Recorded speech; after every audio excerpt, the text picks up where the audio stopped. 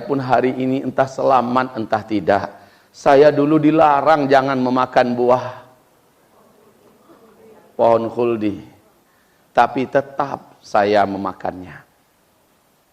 Dilarang mendekati, malah saya makan, bukan lagi mendekati, malah saya makan buahnya. Hari ini saya tak tahu saya selamat atau tidak. Pergilah kalian carilah nabi yang lain. Pergilah kalian kepada Musa, kepada Ibrahim alaihissalam. Dia adalah Khalilullah, bapaknya para nabi-nabi. Sangat dekat hubungannya dengan Allah. Datanglah kalian kepada Ibrahim, mohonkan agar dia mendoakan kalian. Manusia pun dengan capek dan lelah yang sempurna mencari di mana Ibrahim alaihissalam. Ketika jumpa dengan Ibrahim, mereka mengajukan permohonan, wahai Khalilullah, wahai bapaknya para nabi-nabi, doakanlah kepada Allah agar acara padang mahsyar ini dimulai. Udah nggak sanggup kami, biar jelas. Kalau memang masuk neraka, kami masuk neraka aja lah, nggak apa-apa. Udah nggak tahan kami di sini. Apa kata Ibrahim? Minta maaf, saya bukan tak mau nolong kalian, tapi hari ini saya sendiri pun tak selamat entah tidak. Saya sudah dilarang jangan berbohong, tapi saya sudah berbohong dengan sengaja 3 kali ketika hidup di dunia dulu. Hari ini entah bagaimana nasib saya. Kemudian Nabi Ibrahim sambil membelakangi orang-orang yang datang, oh nasibku, oh diriku, oh nasibku, oh diriku, kata Nabi Ibrahim. Tinggal orang-orang ini. Nabi Ibrahim berpesan sebelum dia pergi itu, pergilah kalian kepada Musa alaihissalam. Dia adalah kalimullah. Dia adalah kawan bicaranya Allah. Datangilah oleh kalian Musa. Mudah-mudahan Musa berbicara dengan Allah agar acara ini dimulai. Sekali lagi, dengan perjalanan dan waktu yang panjang mereka mencari di mana Musa berada. Akhirnya Musa pun mereka jumpai. Kalimat yang sama mereka ajukan kepada Musa. Hai Musa, Nabi Adam sudah menolak, Nabi Ibrahim sudah menolak. Ibrahim mengatakan engkau. Maka kata Musa, minta maaf, saya juga nggak tahu saya selamat apa tidak hari ini. Dulu saya dengan sengaja sudah membunuh ketika saya hidup di dunia. Hari ini dosa saya Allah ampuni atau tidak? Nabi pun Nabi pun nggak percaya diri ketika itu di padang mahsyar. Bagaimana Bapak Ibu akan merasa percaya diri? Saya yang berbicara di depan Bapak Ibu nanti pasti saya akan lebih hina lagi daripada para nabi-nabi. Nabi Musa berkata, saya dulu membunuh, padahal membunuh itu udah larang. Hari ini saya tidak tahu saya selamat atau tidak.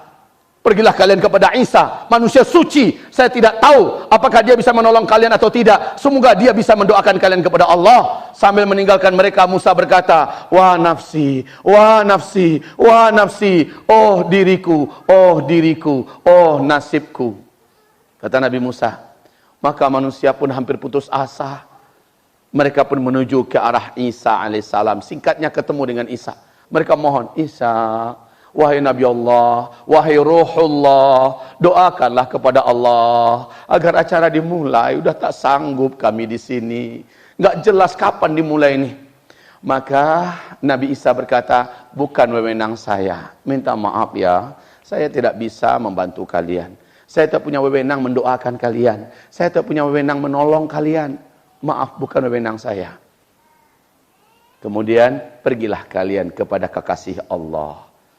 Ini dia, Muhammad Rasulullah sallallahu alaihi wasallam. Pergilah kalian kepadanya. Dia punya wewenang untuk urusan ini. Maka manusia pun berbondong-bondong menyebar mencari di mana Nabi Muhammad. Singkatnya Nabi Muhammad pun berhasil ditemui. Lalu apa kata Nabi Muhammad? Anada, saya memang yang diberi wewenang, saya. Maka Nabi mengatakan, tunggu sebentar. Lalu kata Rasulullah, aku pun sujud lama sujud. Kemudian Allah berfirman, hai Muhammad, angkat kepalamu. Kamu mau apa? Allah Maha tahu Nabi Muhammad ini mau apa. Tapi Allah ingin menunjukkan diskusinya. Maka Nabi Muhammad berkata, ya Allah, mulailah acara di padang mahsyar. Mulailah ya Allah. Biar jelas posisi masing-masing hambamu. Maka mulailah langit terbelah. Wansyaqqatis sama. Langit terbelah. Lalu malaikat-malaikat Allah turun secara rapi. Bersaf-saf turun. Malaikat-malaikat yang perkasa. Malaikat-malaikat yang gagah-gagah turun bersaf-saf. Wa ja'al malaku, dan para malaikat datang, wa rabbuka, wa ja'a rabbuka wal malaku soffa soffa. Ya, ketika Allah akan datang, malaikat duluan muncul dan berbaris-baris. Tahu nggak malaikat dengan kita? Kita itu kecil-kecil. Kita ini kecil-kecil di padang mahsyar itu. Lah malaikat itu, masya Allah, di padang mahsyar malaikat ini memang betul-betul maha besar. Sementara mereka berbaris-baris dalam keadaan ketakutan. Bapak Ibu bayangkan malaikat itu sebesar kelapa ya. Malaikat itu sebesar kelapa ya. Setinggi kelapa. Oh, setinggi pohon. Oh. Aduh, ini nggak kenal malaikat sih. Malaikat dalam wujud asli mereka, kata Rasulullah sallallahu alaihi wasallam, itu bersayap. Ada yang sayapnya sepasang, ada yang sayapnya dua-dua pasang, ada yang sayapnya tiga-tiga pasang, ada yang sayapnya empat-empat pasang. Dan satu malaikat dalam wujud asli, bulu tengkuknya ini saja besarnya seandainya seluruh air di bumi ini, air laut, air danau, air sungai, air mata, apa saja dituangkan ke tengkuk satu orang malaikat Allah dalam wujud aslinya, tidak ada satu tetes pun air yang ada di bumi ini akan menetes. Jarak antara telinga dengan bahu seorang malaikat Allah itu memenuhi seluruh ufuk dan timur. Luar biasa. Itu satu malaikat. Maka orang-orang yang di padang mahsyar itu, Allah kecil-kecil, sedangkan malaikat saja ketakutan.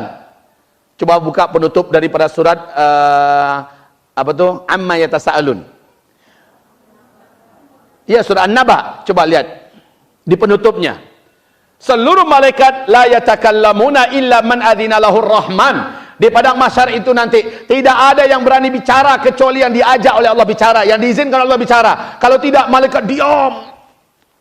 Seluruh malaikat diam, menundukkan wajah. Sementara Allah akan datang. Maaf, bahasa Allah itu datang jangan bayangkan dengan bahasa makhluk. Kita tidak mengerti datangnya Allah dalam versi apa, dalam bentuk apa. Yang jelas jangan seperti seorang jenderal datang yang lalu sudah berbaris. Jangan begitu bayangan kita. Karena bayangan apapun yang kita bayangkan tentang Allah, kita bisa murtad. Tidak boleh membayangkan Allah dengan satu bayangan makhluk pun, ya. Yang jelas para malaikat sudah berdiri dengan rapi, dengan dalam keadaan takut dan wajah menunduk. Apalagi manusia lebih ketakutan lagi. Malaikat yang ini gagah saja sudah seperti itu ketakutannya mereka. Ibarat Allah yang kami muliakan. Kemudian acara dimulai. Ada yang akan kita sampaikan. Di masa terlantar sudah dimulai acara syafaat uzma. Ini maksud dengan syafaat uzma, Nabi Muhammad menolong dengan doanya tadi, ya. Kemudian arad. Nah, ini dia. Sudah terpisah ternyata orang-orang beriman di sini posisinya. Anggaplah ini padang mahsyar, ini padang mahsyar. Orang beriman ini dekat di sini. Orang munafik, orang-orang Islam yang banyak maksiat juga udah kumpul di sini semua. Sementara orang kafir yang di luar Islam, baik dari kalangan nabi mana saja, udah di sini posisinya. Mereka berjarak ya, mereka berjarak. Wahai Bapak Ibu yang kami muliakan, ini orang kafir semua yang memang tidak mengimani para nabi dan rasul. Sementara umat Nabi Muhammad dan umat yang beriman dulunya sudah di sini semua. Cuman yang duluan diurus adalah umat Nabi Muhammad sallallahu alaihi wasallam. Umat Nabi Muhammad dipisahkan nanti. Wa jaa kullu ummatin bi imamiha. Seluruh umat akan datang dengan imamnya masing-masing, dengan kitabnya masing-masing, dengan nabinya masing-masing. Ini umat Nabi Musa, ini umat Nabi Ibrahim, ini umat masing-masing, dan Nabi Muhammad dengan umatnya pula. Masya Allah. Tapi kata Rasul, di padang mahsyar nanti keadaan umatku menangis. Nabi Muhammad saat ditanya oleh Muadz bin Jabal, keadaan umatku ada 10 golongan. Ada 10 golongan.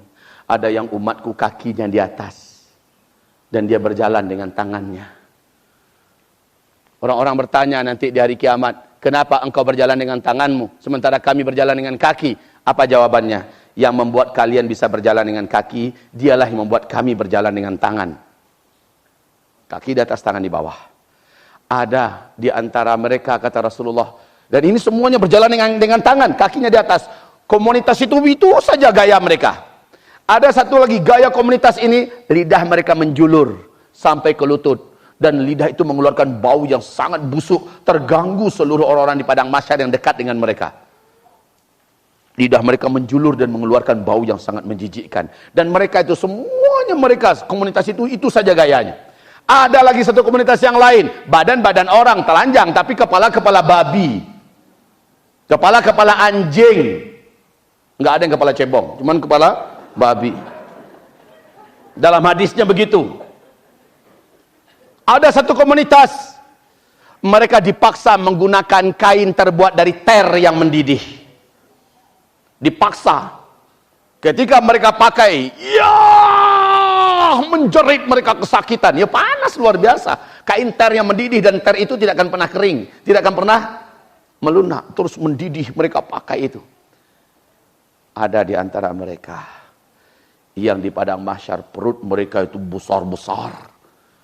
Seluruhnya komunitas itu perutnya besar-besar. Inilah dia pemakan riba, yang suka menternakkan uang. Inilah dia orang-orang yang suka berhutang tapi tidak mau membayar. Inilah orang-orang yang memakan harta anak yatim. Di dalam perut mereka nampak ada ular yang berjalan, ada kelabang, ada kalajengking nampak, dan mereka menusuk-nusukkan racun mereka dari dalam. Ya Allah, kebayanglah sakitnya Bapak Ibu. Sementara sebahagian yang lain juga seperti itu. Ada kambing-kambing yang berkuku tajam-tajam dalam jumlah yang banyak, menginjak-injak mereka. Maka Nabi Muhammad bertanya, siapa? Apa ini kambing? Ini adalah zakat kambing mereka yang tidak mereka keluarkan dulu di dunia. Maka kambing itu di akhirat Allah hidupkan dalam keadaan berkuku panjang-panjang, dan binatang ini memutar mengelilinginya dan menginjak-injaknya bergantian. Ini orang yang tidak mau mengeluarkan zakat.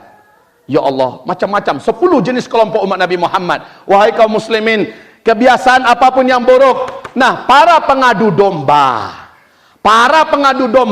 yang memecah belah ke sana kemari, yang mengadu domba ke sana kemari, punya khas dan ciri gaya tersendiri pula yang menjijikkan pula. Ibarat Allah yang kami muliakan. Wahai Muaz, pertanyaanmu berat.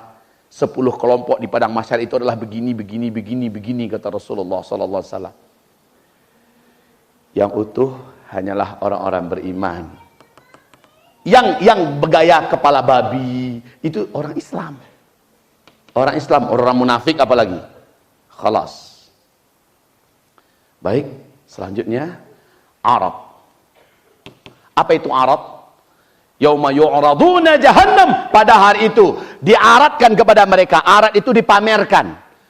Tapi beda, Bu. Kalau dipamerkan di dunia ini hanya paling-paling dihidupkan in focus slide ya. Kemudian kita bisa nonton, itu kan di arat juga namanya. Tapi arat versi padang mahsyar nanti beda. Rasulullah bersabda, malaikat-malaikat Allah akan menyeret neraka jahanam mendekati komunitas kaum kafir. Di sini kan komunitas orang kafir tadi kan. Nah, ada malaikat-malaikat Allah datang sudah menyeret neraka jahanam. Neraka jahanam itu seperti tungku raksasa. Yang tungku raksasa tersebut ada 70.000 rantai. Ada 70.000 rantai. Dan masing-masing rantai ditarik oleh 70.000 malaikat Allah. Saya ulangi. Mudah-mudahan Bapak Ibu bisa berpikir agak sedikit jernih lagi, lebih daripada sebelumnya. Neraka jahanam itu, seandainya seluruh langit dan bumi, seluruh isi alam semesta dimasukkan ke dalam tungku kuali raksasa neraka jahanam itu, masuk semuanya. Kemudian neraka itu ditutup. Dari dalamnya terdengar suara auman, kegeraman dan kemarahan neraka. Api neraka ini macam binatang raksasa yang bisa berbicara, mengamuk di dalam api-api neraka itu. Kemudian diseret oleh para malaikat-malaikat Allah. Apa? Tungku atau apa bahasanya nih ya? Kayak kuali raksasa itu tapi dalam dan maha besar. Ada 70.000 rantai. Satu rantai ditarik oleh 70.000 malaikat. 70.000 malaikat. Yang satu malaikat saja segitu gedenya. Ditarik oleh para malaikat mendekati orang kafir. Orang beriman yang mendengar dari ujung sana sudah menggigil. Orang kafir sudah mulai merinding semuanya. Mulai memutih bulu-bulu di tubuh mereka, ketakutan. Wahai Bapak Ibu yang kami muliakan, ini Arab. Saat didekatkan neraka jahanam, suara gelegar dan amukan seperti ular naga raksasa sedang mengamuk di dalam itu terdengar dengan jelas oleh seluruh orang kafir. Dan satu orang dari mereka, kata Rasulullah, disuruh untuk melihat ada apa, bagaimana pemandangan neraka. Wahai Bapak Ibu, tahu tidak apa yang terjadi kepada orang yang melihat ini? Hanya sekedar melihat dari jauh, tapi dia ajak ke tempat yang agak tinggi, disuruh menyaksikan pemandangan neraka, dibukakan sedikit pemandangan neraka, tutup neraka dibuka. Orang kafir yang melihat ini, langsung kata Rasulullah mengalami perubahan fisik yang mengerikan. Mereka pun menjadi raksasa. Ini bukan dongeng. Hadis-hadis ini sahih. Mereka menjadi besar dan bentuk mereka mengerikan, ya, menjadi botak, dan gigi-gigi mereka membesar sebesar satu geraham itu sebesar gunung Uhud. Satu geraham saja sebesar gunung Uhud.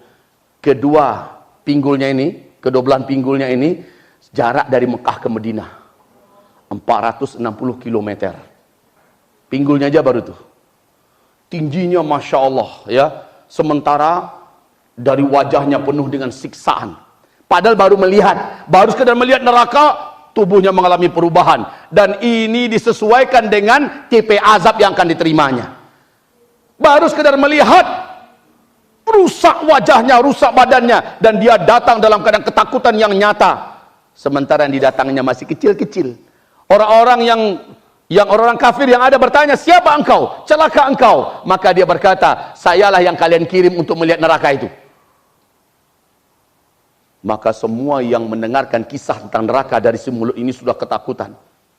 Orang kafir sudah ketakutan semuanya. Ini Arab. Sementara orang beriman di sebelah ujung sana melihat orang-orang kafir sudah mulai heboh, ketakutan, menangis, meraung-raung. Sebagian besar mereka minta dimatikan. Sebagian besar orang kafir minta dimatikan. Kami tidak ingin masuk neraka, ya Allah, matikan kami. Allah Subhanahu wa taala tidak mau dengar. Ikhsaul yaum wa la tukallimuni. Diam kalian, jangan bicara hari ini. Kemudian sudahlah, dah jelas tempatnya neraka jahanam. Kemudian neraka itu kembali dijauhkan. Arad dah selesai. Hisab. Orang kafir nggak ada dihisab, Bu. Orang kafir tidak akan mengalami hisab. Orang kafir, Pak, langsung dihalau oleh malaikat-malaikat neraka, menuju ke neraka. Wasiqal ladzina kafaru ila jahannama zumara. Orang kafir dihalau menuju neraka dalam keadaan bergolong-golongan, berkelompok-kelompok. Dihalau menuju neraka. Pemimpin-pemimpinnya dihalau. Maaf Bapak Ibu, ada yang mencoba melarikan diri, ditendang oleh malaikat-malaikat. Kemana melarikan diri? Wong kecil-kecil kok. Nampak sama malaikat ni kutu satu ni. Ada yang coba lari diambil tak? Diseret mereka, diginakan, digiring menuju neraka jahanam. Mulai masuk mereka pintu-pintu neraka jahanam.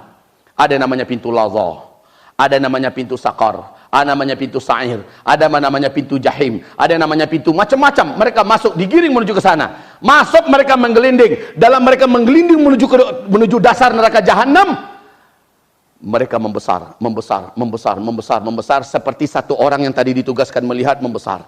Dan akhirnya neraka jahanam itu sesuai untuk calon penghuninya. Tahukah Bapak Ibu panasnya neraka jahanam? Siapa yang tadi bertanya? Siapa yang tadi bertanya? Panas neraka jahanam? Ada tidak sekarang di sini? Hah?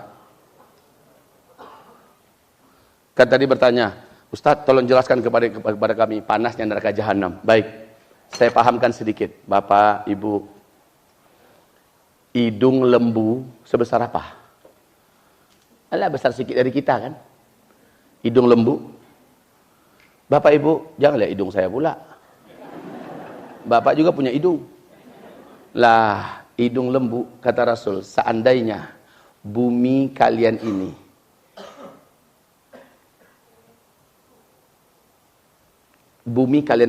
bumi, bagian bawah bumi ini terbuka saja sebesar hidung lembu neraka, lalu memanggang dari sini, kalian yang ada di atas akan menggelegak benak kepala kalian.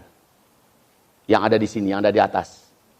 Dipanggang dari sini dengan api neraka jahanam yang hanya terbuka sebesar hidung lembu di sini.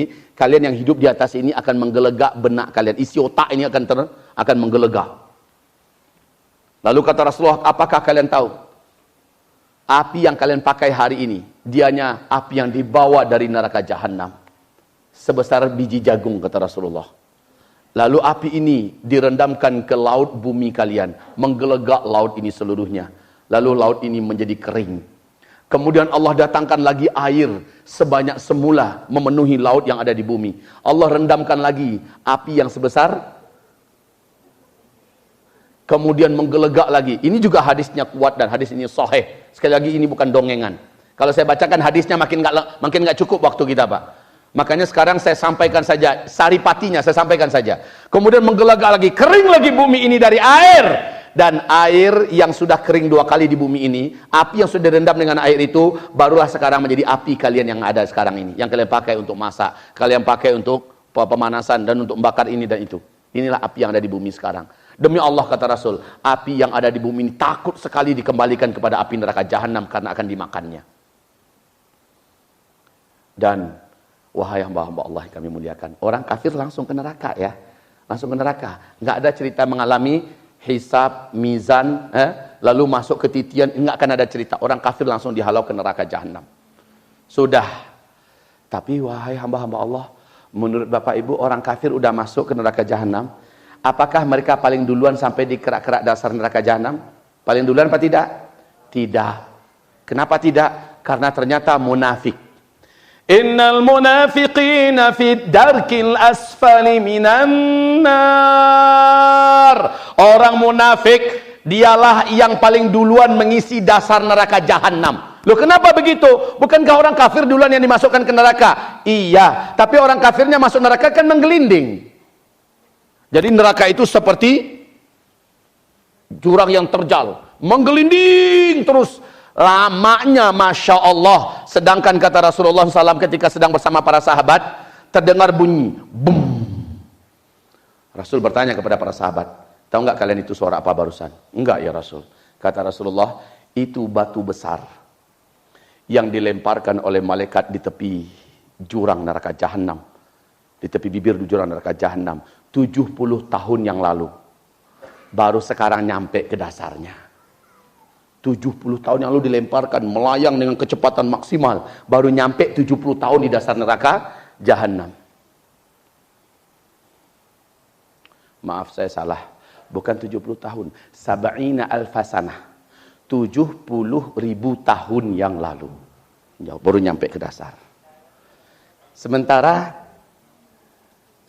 dasar neraka yang dari bagian sini ke sisi menuju ke dasar yang paling dalam, ini orang kafir dimasukkan dari sini, menggelinding, tahu berapa lama menggelinding.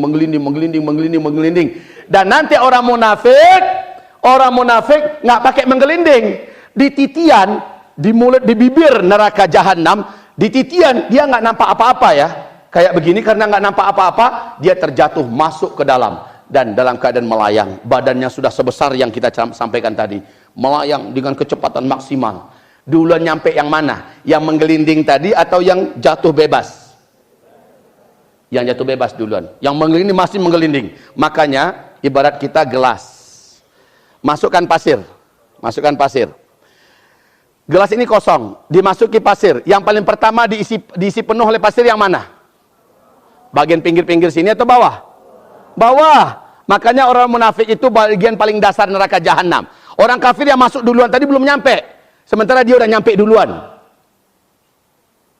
Inilah dia nanti nasib orang kafir.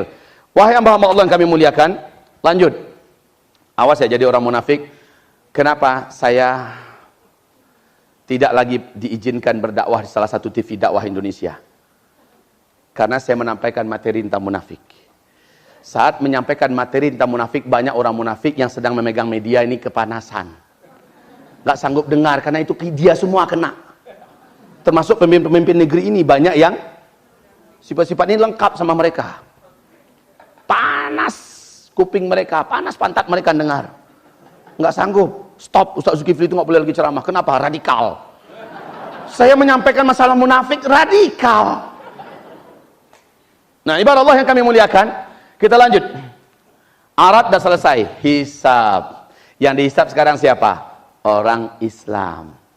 Orang-orang yang beriman dengan para nabi dan rasul. Ini dihisab. Tapi umat Nabi dulu ya, umat Nabi Muhammad dulu dihisab. Nah, Bunda Aisyah bertanya, ya Rasulullah, apakah engkau akan peduli dengan saya nanti di padang mahsyar? Apakah engkau akan mencari saya nanti di padang mahsyar? Akankah engkau akan memperhatikan saya nanti di padang mahsyar? Kata Rasul, hai Aisyah, pada hari itu nanti ada 3 keadaan. Orang tidak akan peduli dengan siapapun yang pernah dia kenal di muka bumi dulu hidup di dunia. Di 3 keadaan itu. Pertama, kata Rasulullah, ketika hisab. Yang kedua, ketika penimbangan, mizan.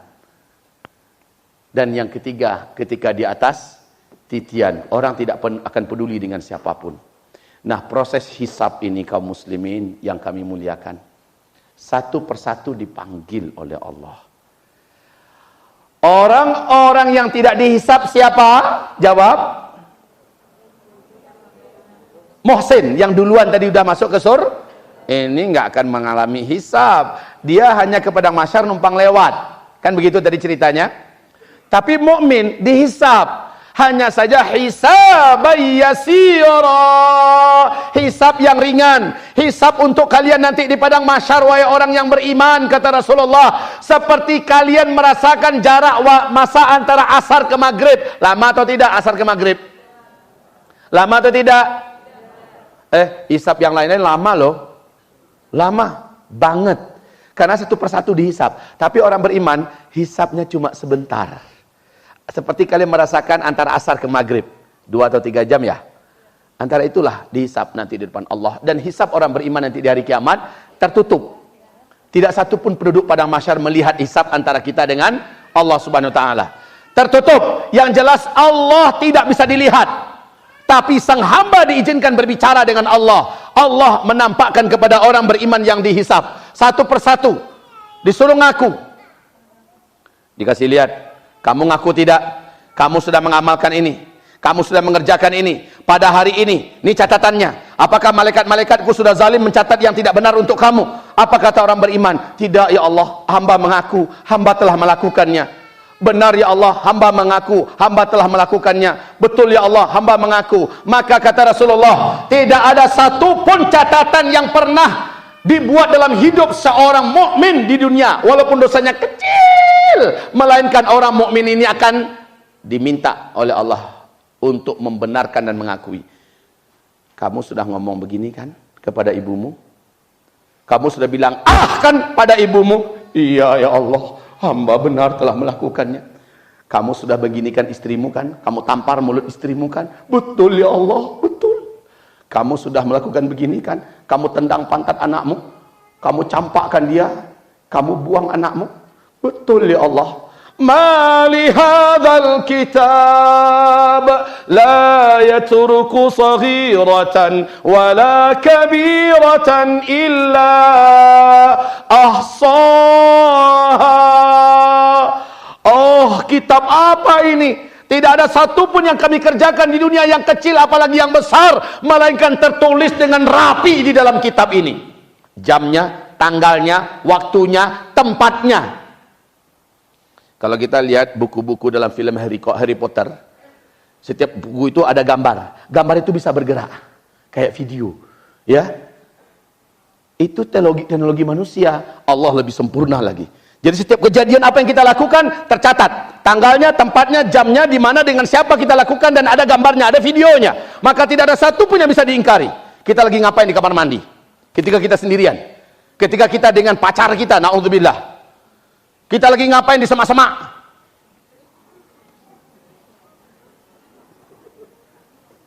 Paham kan? Ini orang besar-besar semua udah paham. Punya masa lalu. Apa yang sudah dipegang oleh tangan ini? Ketika sedang nonton di bioskop, tangan ini sudah pada kemana?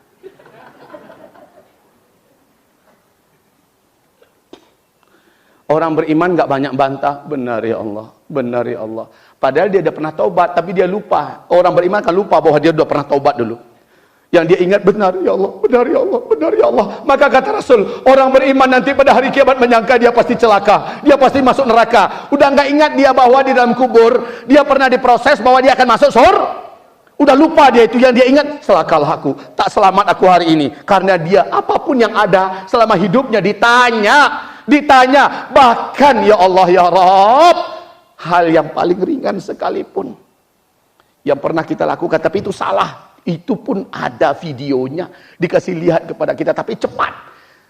Nah kata Rasulullah, man husiba walam yunaqash lam yu'adzab. Siapa yang sempat dihisap nanti, tapi Allah tidak tanya. Kenapa? Tandanya dia selamat. Jadi orang beriman ditanya, dia ngaku. Beriman ditanya, dia ngaku. Iya ya Allah, iya ya Allah, iya Allah. Sudah selesai. Lalu Allah berkata, hai hambaku, dalam sidang barusan ini tadi, ada nggak kamu saya debat? Tidak ya Allah. Debat itu maksudnya apa? Kenapa kamu buat? Kenapa kamu lakukan? Kalau nggak begitu, Allah kepada orang yang beriman yang dihisap, tandanya dia akan selamat itu. Ada nggak kamu tadi saya debat? Tidak ya Allah. Dalam sidang ini tadi, adakah kamu menyaksikan orang lain menyaksikan apa yang sudah kamu lakukan dalam hisab ini? Tidak ya Allah, tertutup dari orang lain. Maka sekarang semua dosa yang tadi kamu akui, saya ampunkan hari ini. Maka putihlah semua catatannya yang tadi terbaca oleh dia. Putih bersih kembali. Dikelirkan oleh Allah. Di-cancel oleh Allah seluruhnya. Kemudian sekarang terimalah kitabmu. Nah, dalam menerima kitab ini barulah berdebar-debar jantung. Setelah hisab, ada yang di sini, setelah hisab ada namanya penyerahan kitab. Penyerahan kitab. Orang beriman berdebar-debar jantungnya, dari mana Allah akan datangkan kitab. Maka terdatanglah kitab itu dari arah depan. Dan Allah mudahkan tangannya bergerak, tangan kanannya untuk mengambil kitab itu. Dia pun menerima kitab dengan tangan kanannya. Fa amma man utiya kitabahu biyaminih, orang yang diberikan kitab dari arah tangan kanannya dan Allah mudahkan tangan kanannya untuk menyambut kitab itu. Ketika kitab sudah di tangannya, dia buka kitab itu. Dia lihat yang tadi ditanya rapot-rapot merahnya sudah hilang semuanya. Kemudian Allah persilahkan dia keluar. Dia datang keluar dari tempat persidangan Allah sambil jingkrak-jingkrak. Demi Allah Bapak Ibu, jingkrak-jingkrak kayak anak TK. Gembira, alhamdulillah. Sambil membawa kitab. Lalu dia pamer-pamer pada kawan-kawan yang selamat juga. Ha umuqra'u kitabiyah. Lihat oleh kalian, untung saya dulu rajin tahajud. Untung saya dulu rajin umrah, untung saya dulu rajin bangun masjid, untung saya dulu rajin sholat berjamaah 5 waktu di masjid, untung saya dulu pakai jilbab, untung saya dulu tidak melawan pada suami, untung saya dulu baik pada orang tua, untung saya dulu, sambil kasih lihat, pamer pada yang lain. Saat itu udah boleh pamer ya, udah boleh. Kalau sekarang nggak boleh. Oi, itu sapi yang 5 ton korban dari saya. Se-Indonesia dari Sabang sampai Merauke tahu. Sapinya ya, di dunia ini bahaya, tapi nanti halal. Pamer-pamer saat itu halal. Sambil menampakkan amalan pada yang lain. Dan dia benar-benar gembira. Sementara selamatlah dia. Sudah selesai hisab. Kemudian setelah selesai hisab, mengalami mizan, ditimbang. Kalau orang beriman, kalau hisabnya sudah tidak didebat oleh Allah, pertanda selamat. Lama nggak kita dihisab nanti? Lama tidak kita dihisab? Insya Allah kalau orang beriman tidak. Nah yang terlama itu nanti adalah 4 pertanyaan. Tidak boleh beranjak dari tempat berdiri. 4 pertanyaan. Masa muda, umur, kesehatan, harta. Itu ditanya, dari mana kamu dapat, kemana kamu pergikan. Ini nanti ditanya oleh Allah. Cincin yang ada, dari mana dapatnya cincin? Siapa yang ngasih? Beli di mana? Lalu diapakan itu cincin? Punya tanah. Di puncak ada tanah kita 100 kali 50. Dari mana dapat duit untuk beli tanah itu? Untuk apa tanah itu? Dan terakhir, kamu pergikan kemana itu tanah? Ditanya itu Bu. Ditanya Pak. Orang beriman karena dia hidup di dunia takut buat dosa, dia tidak akan mau macam beli tanah betul-betul dengan dana yang halal, beli cincin betul-betul dengan dana yang halal, nggak mau terima sogokan, tidak mau menyogok, tidak mau main yang dia main lurus. Orang beriman benar-benar lancar, makanya cepat, hanya dari asar ke maghrib selesai. Hisab dan kemudian mizan, ditimbang. Nah, yang ditimbang kata Rasul ada 3. Yang ditimbang nanti pada hari kiamat itu ada 3. Pertama, catatan amal itu ditimbang. Kedua, nilai amalan itu ditimbang. Yang ketiga, fisik orang yang beramal juga ditimbang. Makanya Abdullah bin Mas'ud ketika dia naik ke sebuah batang kurma, betisnya kelihatan kecil. Abdullah bin Mas'ud itu kan kate orangnya. Kate. Jadi kalau para sahabat itu kayak gini duduk, para sahabat semuanya juga duduk kayak gitu. Abdullah bin Mas'ud berdiri, sama tingginya semua. Jadi sahabat Abdullah bin Mas'ud ini kate. Nah, suatu ketika Rasul berkata, siapa yang bisa naik ke kurma, ambilkan beberapa butir biji kurma. Anas bin Mas'ud langsung angkat tangan, saya ya Rasul. Maka naiklah Anas, betisnya kecil. Ketawa sahabat, kata Rasulullah, kenapa kalian ketawa? Karena betisnya kecil. Kata Rasulullah, tahu nggak kalian? Betis Anas bin Malik ini di hari kiamat lebih berat daripada gunung Uhud. Di timbangan. Nah, ini kata Rasulullah betisnya. Jadi kaki yang sering ke masjid, kaki yang sering ke Masjidil Haram, kaki yang sering ke majelis ilmu, kaki yang sering untuk silaturahmi, kaki yang datang ke 212. Wallahi, kaki-kaki ini akan nilainya berat dan besar di sisi Allah nanti pada hari kiamat. Kaki yang sering datang ke tempat-tempat yang Allah ridhoi. Beda ya dengan kaki yang sering ke bioskop, ke diskotik. Kaki yang sering ke tempat-tempat yang Allah haramkan. Kaki yang hanya ke tempat-tempat tamasya, segala macamnya, tapi dia datang. Namun untuk acara-acara mulia, dia sangat keberatan. Kakinya akan ringan, hampir-hampir tidak berharga. Tapi kaki Abdullah bin Mas'ud yang sudah pergi bolak-balik jihad kemana-mana, berdakwah kemana-mana, dan juga untuk membela agama Rasulullah SAW. Berat kakinya nanti. Oke, ditimbang. Dalam penimbangan itu dia juga kembali berdebar-debar. Selamat enggak saya? Masalahnya dalam timbangan itu kata Rasul, Bu, Pak, akan ada di antara kalian nanti pada hari kiamat yang antara dosa dengan amal solehnya seimbang, 50-50. Maaf ya, maaf. Saya agak terbalik sedikit. Jadi selepas hisab, sebelum diberikan kepadanya kitab itu, ditimbang dulu. Sementara dia tadi sudah melihat begitu banyak dosa-dosanya yang sudah dia buat, ditanya oleh Allah. Kan begitu kan? Maka ditimbang. Disitulah dia berdebar-debar. Aduh, tak selamat saya. Aduh, takkan selamat saya. Aduh, takkan selamat saya. Karena tadi ditanya semua. Ditanyain semua. Yang soleh-soleh nggak ditanya. Amalnya yang baik-baik nggak ditanya oleh Allah. Yang ditanya adalah dosa-dosanya. Ngaku dia. Ngaku nggak? Ngaku nggak? Ngaku ya Allah. Ngaku ya Allah. Lalu ditimbang. Disitulah dia merasa nggak percaya diri. Kalau bahasa orang Padang lah kucuy badannya. Sudah nggak hilang betul-betul kepercayaan dirinya. Dia tidak akan selamat. Saat itu kata Rasulullah, orang tidak akan peduli dengan orang lain. Yang dia tahu hanya dirinya saja. Nah nanti Nabi berkata, akan ada umatku yang antara dosanya dengan amal solehnya sama beratnya. 50-50. Allah berkata kepadanya, hai hambaku, timbangan kebaikanmu dengan timbangan dosamu sama beratnya. Kau carilah siapapun yang kau kenal di padang mahsyar ini dari karib kerabatmu, keluargamu, anak-anak buahmu. Ambil kebaikan mereka satu saja.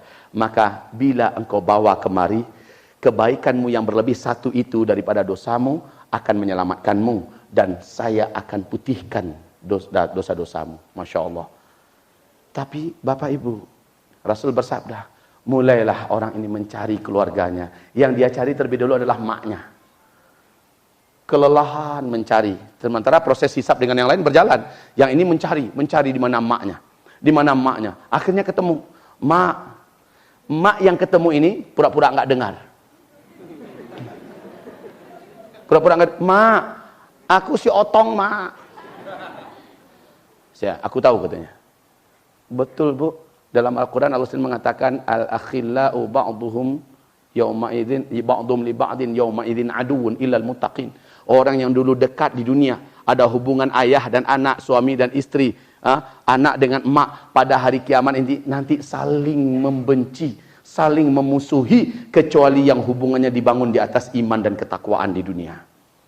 Jadi kalau keluarga ini memang saling mendukung di atas iman dan ketakwaan, mereka di akhirat nanti saling mendukung juga. Tapi kalau di dunia hubungannya sebatas, kamu anakku, engkau emakku, kamu istriku, engkau suamiku, hanya karena cinta, I love you, you love me, you and me love-lovean.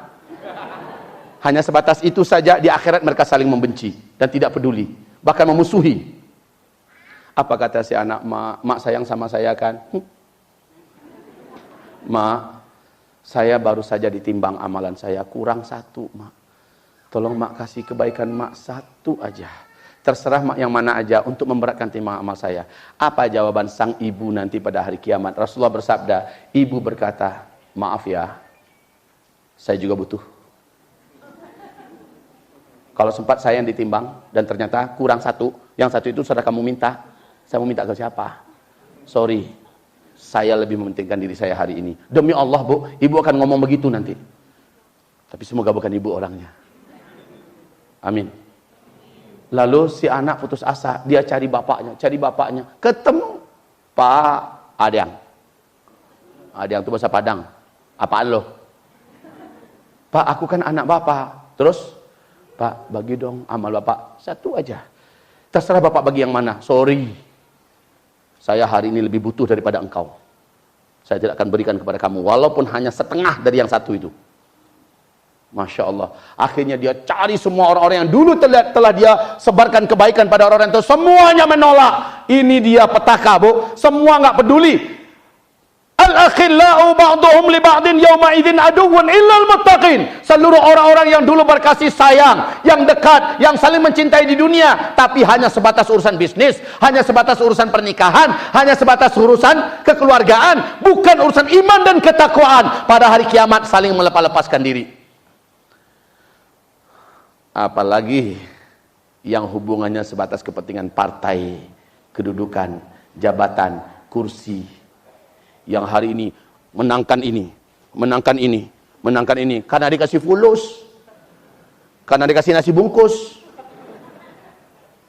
Sedangkan emak dengan anak saja saling tidak peduli nanti pada hari kiamat. Wahai bapak ibu, maka jangan kita remehkan nilai amal soleh sekecil apapun. Setiap ada peluang, sekecil apapun jangan remehkan. Walaupun hanya baca astaghfirullahalazim, walaupun hanya baca subhanallah bihamdihi subhanallahil azim. Apa kata Rasulullah? Kalimatani khafifatani fil lisan, thaqilatani fil mizan.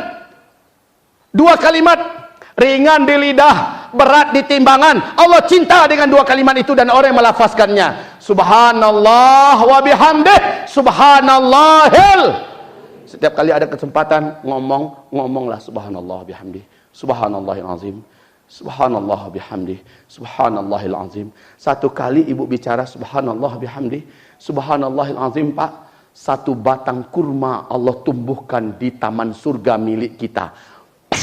Muncul subhanallah bihamdih subhanallahil azim, muncul. Ya Allah, Allah menumbuhkan batang kurma yang indah dengan rasa yang maha sempurna di dalam tanah surga milik kita, hanya dengan subhanallah bihamdih subhanallahil azim. Dan ini di timbangan sangat berat. Lalu apa sulitnya daripada kita ngomong nggak karu-karuan, daripada kita cerita sini ngalur ngidul sana, cerita sini nggak ada gunanya. Bagus astagfirullah astagfirullah astagfirullah, Allahumma shalli ala hadzal nabil karim, Allahumma shalli ala Muhammad, dan seterusnya. Kenapa kita mengurangkan zikir dari lisan kita? Kenapa kita mengurangi baca Quran? Bacalah Quran walaupun Al-Fatihah. Bacalah Al-Quran walaupun qul huwallahu ahad, Allahus samad, lam yalid wa lam yulad wa lam yakul lahu kufuwan ahad. Hafal semua kan? Hafal semua kan? Hafal. Dalam sholat itu langganan. Allahu Akbar, ghairil maghdubi alaihim waladdallin, amin. Bismillahirrahmanirrahim. Qul huwallahu ahad. Apa kata malaikat? Udah ketebak dah. Qul huwallahu ahad, qul huwallahu ahad. Tapi jadilah. Ada yang super singkat, Pak. Allahu Akbar, ghairil maghdubi alaihim waladdallin, amin. Bismillahirrahmanirrahim. Yasin. Allahu Akbar.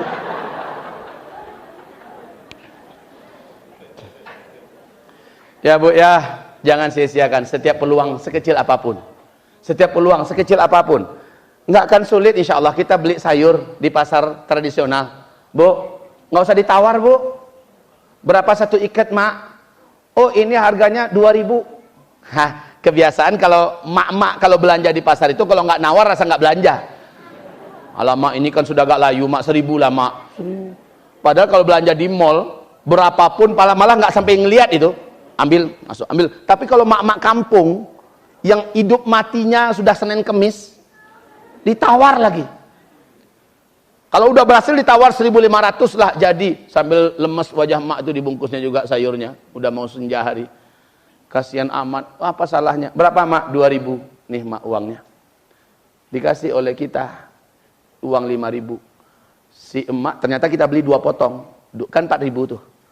Mak mau kembalikan 1.000 lagi. Nggak usah lah mak, simpan aja. Makasih ya, kata si emak itu. Apa salahnya? Itu kebaikan. Nilai 1.000 itu nggak akan membuat kita bangkrut. Betul? Artinya setiap ada peluang kebaikan, lakukanlah kebaikan itu. Oke, lanjut. Setelah timbangan selesai, ini orang beriman loh ya. Ini masih versi orang beriman. Baik. Sekarang saya sampaikan versi orang munafik. Orang kafir nggak akan ada hisab ya. Orang munafik. Nah, orang munafik ini ciri-cirinya gampang. Setiap berjanji dia bohong. Ini ciri orang munafik. Apalagi kalau janjinya berkaitan dengan janji politik. Ini bukan karena ada kaitannya dengan ini loh ya. Masalahnya hadisnya benar. Idza tumina khana, idza ahada ghadara. Nah, kalimat hadis idza ahada, bila ia memberikan perjanjian, dan kualitas perjanjian dalam ahada itu adalah antara pemimpin berjanji dengan yang dipimpin, ghadara, dia tidak menepati janjinya. Ini ciri orang munafik. Gampang. 18 janji nggak ditepati satupun, itu jelas munafik. Ya, baik, kita lanjut. Nah, orang-orang munafik ini sholatnya malas ke masjid. Wabil khusus isya dan subuh. Ini nih, kalau wanita alergi dengan jilbab-jilbaban. Kalaupun pakai jilbab helm. Nempel leher. Masuk ke dalam baju. Sehingga antara helm dengan jilbab mirip. Nyetak, tubuhnya itu nyetak. Dada, pinggang, sehingga berapa ukuran pinggangnya bisa diukur oleh orang. Berapa ukuran pinggulnya kebaca, karena celananya ngetat. Pahanya juga nempel bajunya itu. Kemudian bahkan warna beranya kelihatan dari luar. Karena tipisnya bajunya. Ketika disampaikan seperti ini yang syariat, katanya itu hanya pakaian orang bodoh-bodoh. Ini pakaian maju, pakaian modern. Kebanyakan mereka alergi dengan berbau syariat. Ini kalau perempuan ya. Kalau laki-laki kelihatan mereka itu, Pak, di sholat mereka aja standarnya dulu. Kalau sholatnya udah malas-malasan, Allah. Kalau nggak ada orang tuh, langsung pergi. Tapi kalau ada calon mertua,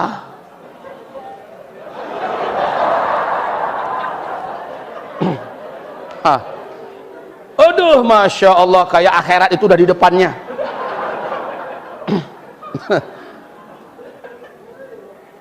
Ketahuan mereka tidak akan sholat kecuali ria. Kalau nggak ada orang yang untuk diriainya, maka sholatnya malas-malas. Kalau perlu, kata Rasulullah, ciri sholat orang munafik itu udah mau masuk waktu sholat berikutnya, baru dia sholat yang sekarang. Ini maghrib nih ke asar. Maghrib ke asar, udah mau kira-kira 5 menit lagi asar, baru dia sholat zuhur. 1 kali wudhu, 2 sholat dapat. Dianggapnya pinter tuh. Padahal itu apa kata Rasulullah? Tilka sholatul munafik. Itu adalah ciri khas sholatnya orang munafik. Dan ciri khas orang munafik itu bakhil dengan hartanya untuk agama Allah. Tapi untuk mendatangkan artis, untuk goyang-goyang ngebor, dia akan mau mendanakan sampai 5 juta, 10 juta, 20 juta. Tapi untuk urusan agama Allah, apalagi yang berkaitan dengan 411, 212 dan seterusnya, dia akan alergi betul itu. Untuk pengajian di masjid, buat tanda tangan saja mengizinkan, dia akan sangat keberatan. Kayak ada busi berapa ton di tangannya itu, sehingga nggak bisa diangkatnya. Cuman untuk acara-acara yang sifatnya maksiat, cepat betul, lancar. Kalau malah ditanyain, sini tanda tangan ini. Ini orang munafik. Dan baik, orang-orang munafik ini di kebangkitannya udah hina duluan. Dia termasuk di antara yang tadi ciri-ciri khasnya beda-beda. Ada yang nungging, ada yang tangannya di bawah macam-macam, itu termasuk dia tuh orang munafik. Nah, kaum muslimin, saat mereka menuju padang mahsyar, terlantarnya mereka lebih hebat. Bau mereka busuk, syafaat uzma memang mereka dapatkan. Arat memang mereka tidak didekatkan dengan arat, tetapi mereka seperti sudah ada feeling bahwa mereka akan ke sana. Hanya saja mereka masih mencoba menggaya-gayakan diri. Saya nanti masuk surga. Masih merasa akan masuk surga, masih merasa. Ini si munafik ya. Dia pikir Allah bisa dibohong-bohongin kayak dia bisa membohong-bohongin orang beriman di dunia. Lalu ketika dihisab, nah orang munafik ini, orang munafik hisabnya panjang karena didebat oleh Allah. Kamu melakukan ini enggak? Enggak ya Allah. Coba bohong dia. Memang orang munafik di dunia ini bohong terus, Pak. Orang munafik di bumi ini pasti bohong. Kalau enggak bukan orang munafik namanya. Bapak kalau ketemu orang hobinya bohong di mana-mana, itu munafik. Lalu kebohongan itu dia bawa di depan Allah. Hai, fulan, kamu melakukan ini kan? Enggak ya Allah, siapa bilang? Siapa bilang?